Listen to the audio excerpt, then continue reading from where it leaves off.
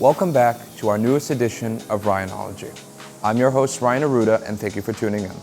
On this episode, I'm very fortunate to have Assistant Principal Mr. Coogan talking about his personal life as well as the events for this upcoming school year. I'm also excited to announce an interview with Mr. Flint where he will reveal the 2022 Marching Band Show, Forgotten. Please stay tuned and enjoy.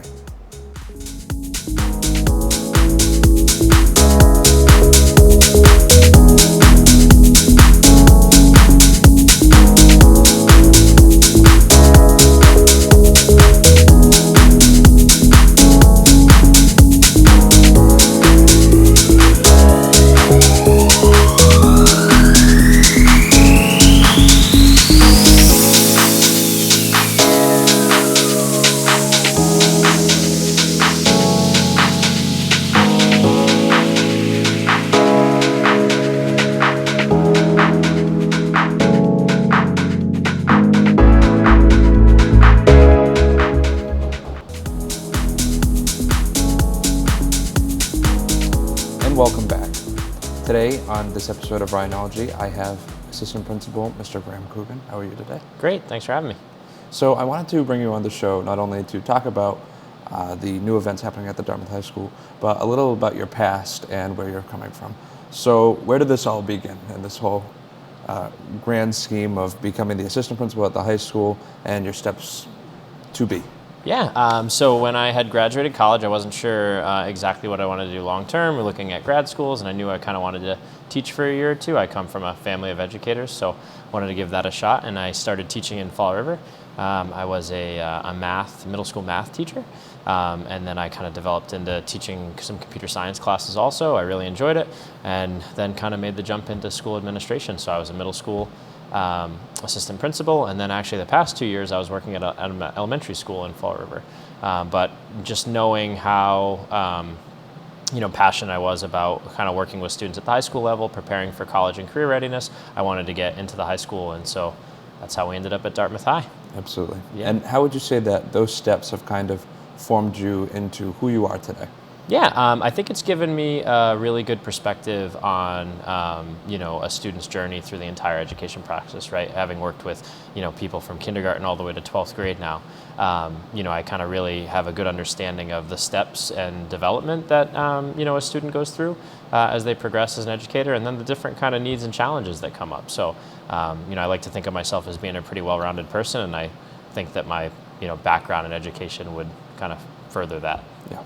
And your time here at Dartmouth, how would you say it's gone so far? Obviously, only having the students for around 5 days now, but your time working with different staff and teachers. Yeah, it's been an incredibly rewarding experience. My wife and I live in Dartmouth, and so this is our community. I was really excited about the opportunity not only to pursue the high school level, which is where my interest was, but then also kind of to be back, in town is great. And I can't say enough. I can't sing enough praises about both the staff and the students here at Dartmouth. It's been a very welcoming community. I feel truly welcomed by everyone. It's just great to see so many smiling faces, and to have words of encouragement from everybody coming in as a new member of the community. It's really great just to feel supported. So yeah, absolutely. And bringing that support from the staff all the way down to the students, with our different groups here at the high school, just being able to communicate to everyone, it's very important, and especially as Mr. Shea describes it as one Dartmouth, bringing the community together. Of course. And just focusing on that point of togetherness. And now to focus kind of on the back to school segment. So obviously we have the back to school bash coming up. It was a big hit last year, so did you want to kind of talk about going into that and the date for that? Yeah, so it's going to be a very similar experience to what we did last year. On the 15th, Thursday, right before our first home game, we are going to be behind the middle school. We're going to have free food, games, a DJ set up, and then all students that participate, wearing their green and white and come down to the back to school bash will actually get free entry into the football game as well. So it's a great chance to kind of kick off the school year, hang out with some friends, and take advantage of being able to support our football team. And another way that kids can get connected is the clubs expo that's coming up. So did you want to speak on that as Yeah, well? yeah. So before, earlier in the week on Tuesday, during lunches, we're going to have the Clubs and Activities Expo. So that'll be held in the gym. Students get a chance to kind of swing by and check out some different offerings and connect with some of the members of those clubs and activities. That way they can get a chance to kind of really see if something's for them and ask some more questions before they go out and join. And it's very important as well because I know Mr. Shea talked about we had around 2/3 of the school community in clubs, activities, sports, band, whatever it may be, but obviously increasing that number is also an important. Yeah, of course. So, I mean, I think for fall sports, we had over 40% of the school come out and try out for a fall sport, which is a tremendous number. It's great to see so many people wanting to get engaged in our athletics. But, when we think about the different roles that our clubs can play in supporting, really digging into everyone's interest and making sure that, as a community, as one Dartmouth, right, there's a spot for everybody. And so there's just a myriad of ways to connect with friends around similar ideas, similar passions, and our clubs are one of the ways to do that. Not including sports and band. We have over 30 different clubs that students can engage with and be a part of, and so it's really important to go out, for one of those things and make sure that you kind of find your place and find your people here within the school. It's a great place to be. Yeah, and if you don't personally have your club, students at the Dartmouth High School can always get 10 friends and a staff member, go to your assistant principal, guidance counselor, and get that club formed, get it started, build your own community. Yeah, it can start small. Like I said, it's only 10 people and an advisor, and that's all we need to kind of get the ground running, and hopefully it grows from there. Absolutely. Yeah. So now, personal questions for you. What are some of your goals for this school year for seniors, but also for all students moving into this, pre-college time for seniors, and just for everyone else moving into another step in high school? Yeah, so personally, my goal for this year would be just to kind of gain experience and learn a little bit more about the culture that already exists here at Dartmouth.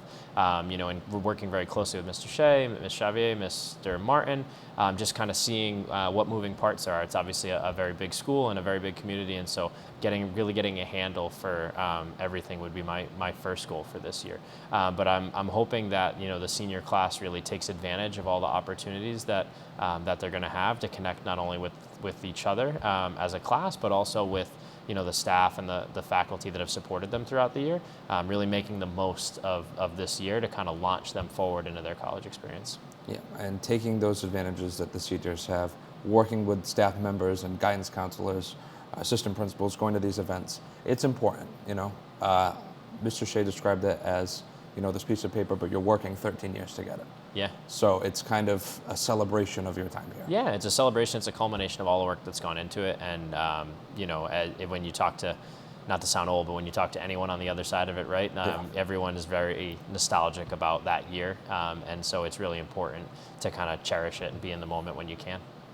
So once again, students at the Dartmouth High School, stay connected, stay working, continue to push through, and we have the support groups if needed, but yeah, just continue to push forward in this school year. So Mr. Coogan, I'd like to thank you for coming on the show today, and I hope to see you soon. Yeah, it was my pleasure. Thanks for having me.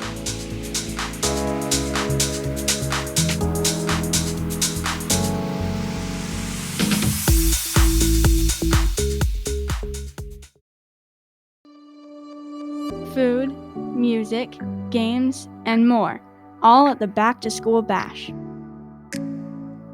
When is this party, you might ask? September 15th. Where is it?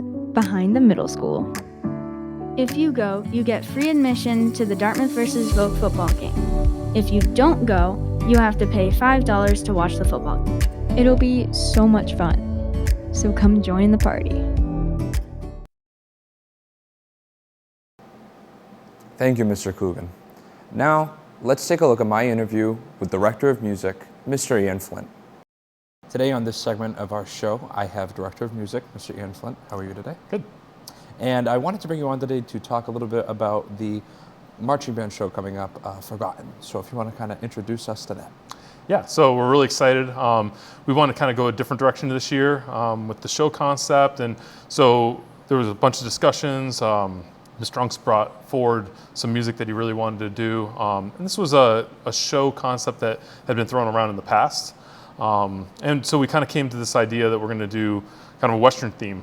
We wanted to do it a little bit different. So it's about weary travelers traveling west, and they come across this forgotten town. So the show's entitled Forgotten, and it's kind of about them exploring the town at the beginning, and then it goes through a progression where they find water and they realize they can live in this town, and it kind of ends up in like almost like a party at the end, right? You get that idea where they're going to live in this town and they found somewhere great to be. So that's kind of the overall concept of it, but really for the audience, it's a Western show. Like we're dressed as cowboys and that kind of thing, and you can hear a lot of that classic Western music.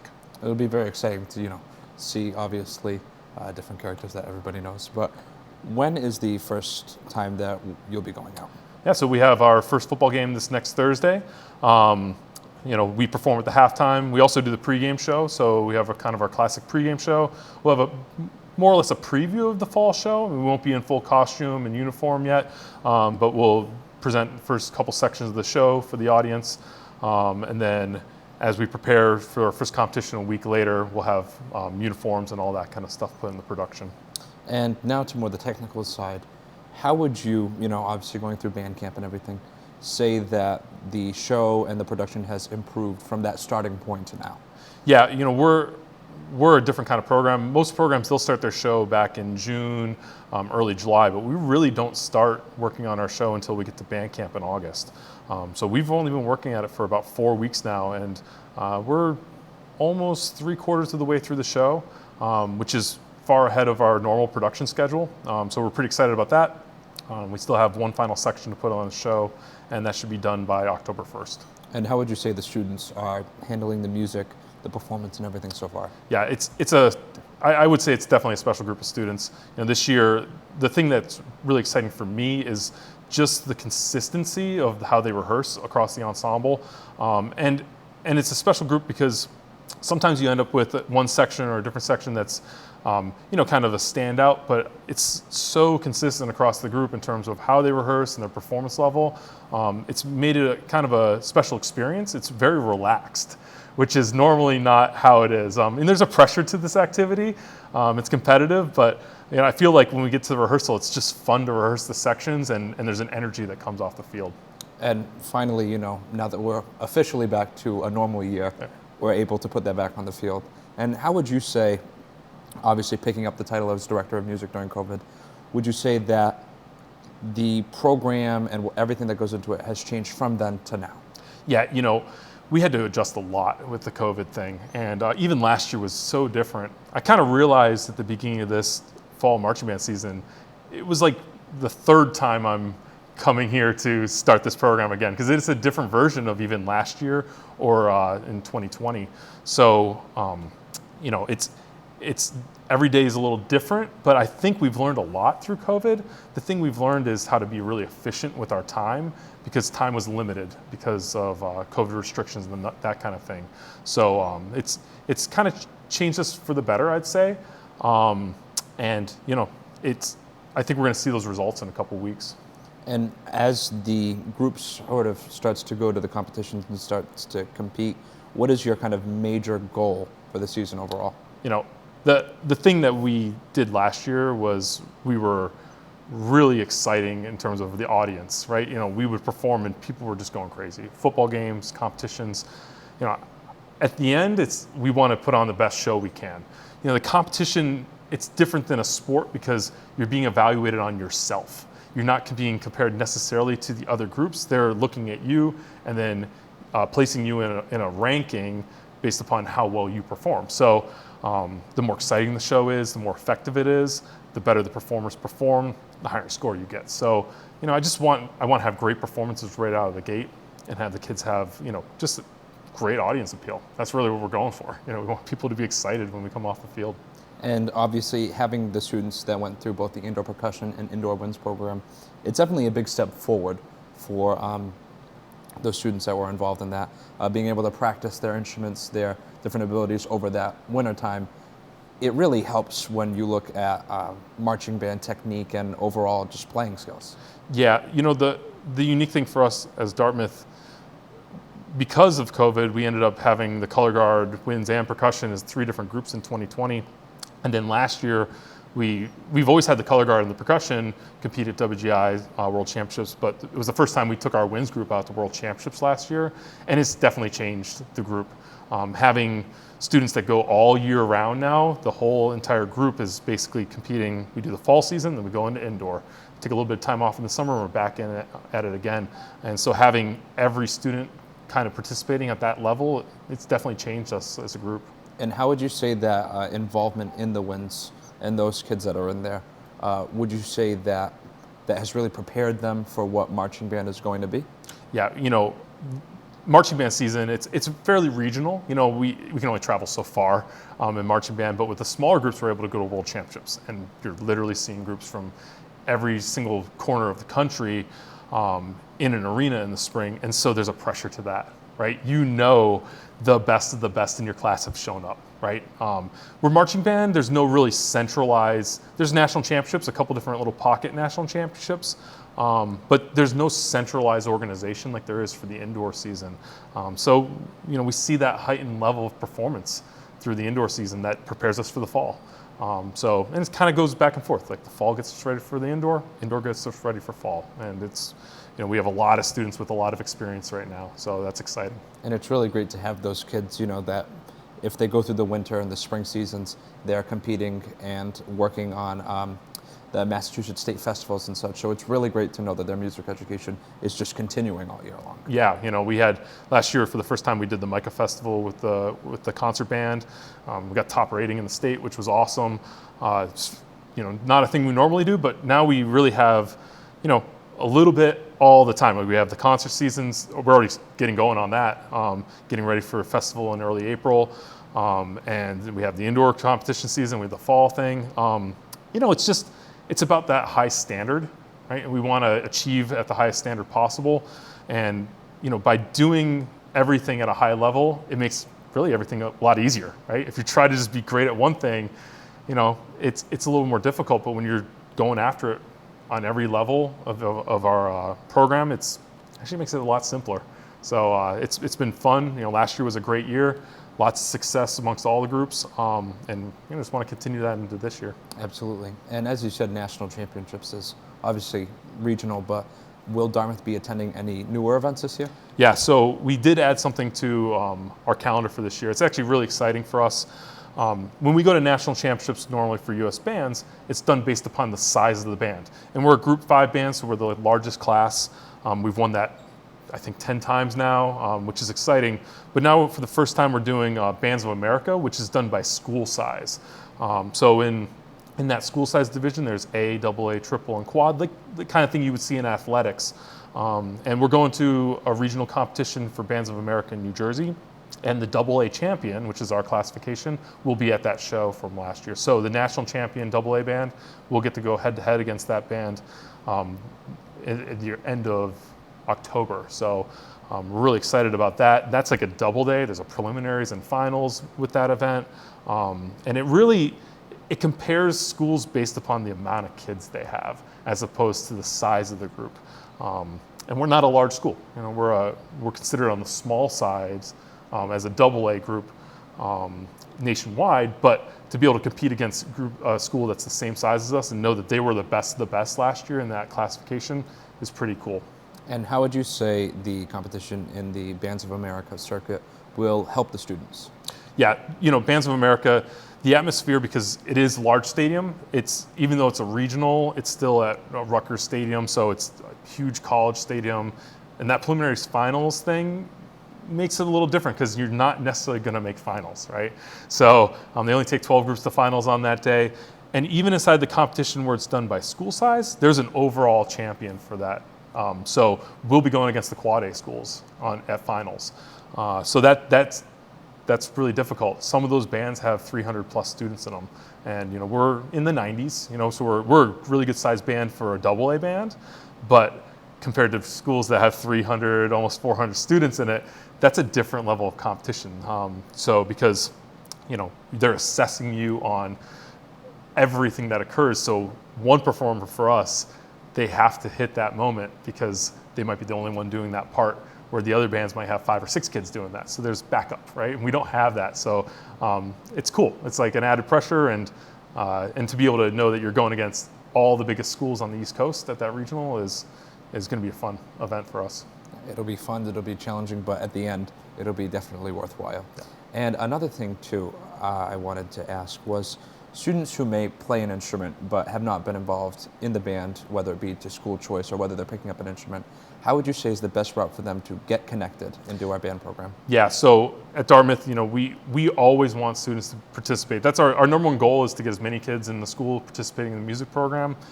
We know there's students here at the high school that should be doing it and maybe are scared or not sure on how to get involved. So if they come up to the music department, it's around by the cafeteria. You probably pass it every day on the way to lunch, but we have an office there, and you can come in to see us, and we kind of guide any student that's interested in participating.